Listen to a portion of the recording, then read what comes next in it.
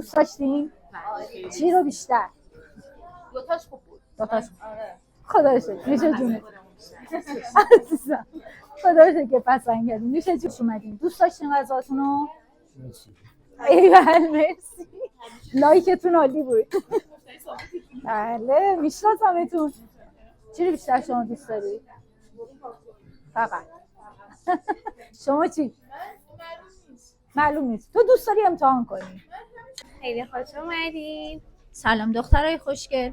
چی سفارش دادی؟ سوشی. میدونین اسمش کیمباپه؟ میدونین کیمباپ یعنی چی؟ چی؟ کیم یعنی این که برگه جلوک، باپ یعنی برنج، یعنی رول شده در برگه جلوک و برنج.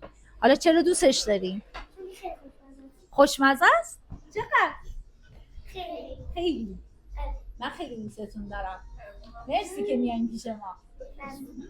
خدمت شما نوشه جان.